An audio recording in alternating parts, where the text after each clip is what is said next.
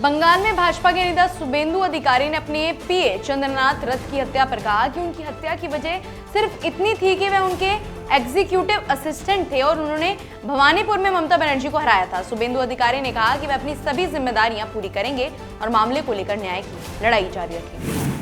उत्तराखंड के मुख्यमंत्री पुष्कर सिंह धामी ने कहा कि 2022 से सरकार लोगों की आर्थिक स्थिति मजबूत करने और रोजगार बढ़ाने के लिए लगातार काम कर रही है। उन्होंने कहा कि किसानों, पशुपालकों, डेयरी और मत्स्य पालन से जुड़े लोगों को सरकार की योजनाओं का लाभ दिया जा रहा है।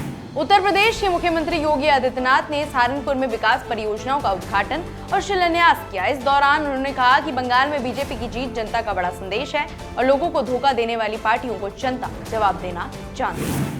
मध्य प्रदेश के मुख्यमंत्री मोहन यादव ने भोपाल में के रानी कमलापति रेलवे स्टेशन से सोमनाथ स्वाभिमान यात्रा 2026 को हरी झंडी दिखाकर रवाना किया।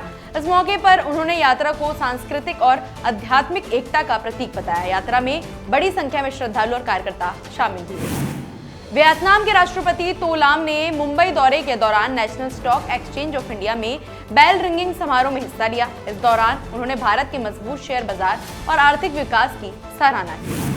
सपा प्रमुख अखिलेश यादव ने बंगाल चुनाव नतीजों पर बीजेपी पर निशाना साधते हुए कहा कि चुनाव के दौरान लोकतंत्र को कमजोर करने की कोशिश हुई। अखिलेश यादव ने कहा कि बीजेपी ममता बनर्जी जैसी महिला नेताओं की बढ़ती ताकत से असहज है।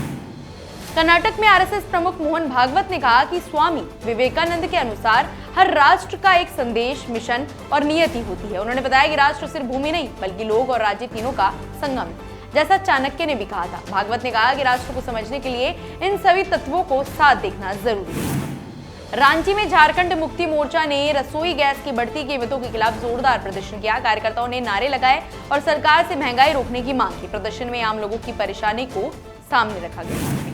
बेंगलुरु में आईपीएल फाइनल स्थल बदलने पर गृह मंत्री जी परमेश्वर ने आरोपों को खारिज किया। उन्होंने कहा कि अहमदाबाद में फाइनल इसलिए हुआ क्योंकि आयोजकों के लिए बेंगलुरु का स्थल व्यावसायिक रूप से उपयुक्त नहीं था। उन्होंने स्पष्ट किया कि टिकटों की मांग से इसका कोई संबंध नहीं है।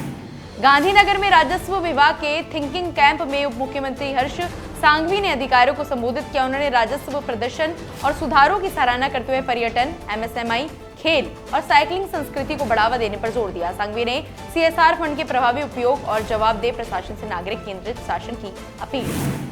ग्वालियर में कांग्रेस ने किसानों की समस्याओं को लेकर जोरदार प्रदर्शन किया। कार्यकर्ताओं ने गेहूं खरीद में देरी के खिलाफ आक्रोश जताते हुए आगरा ग्वालियर हाईवे को जाम किया। प्रदर्शनों में किसानों की परेशानियों को सामने रखा गया।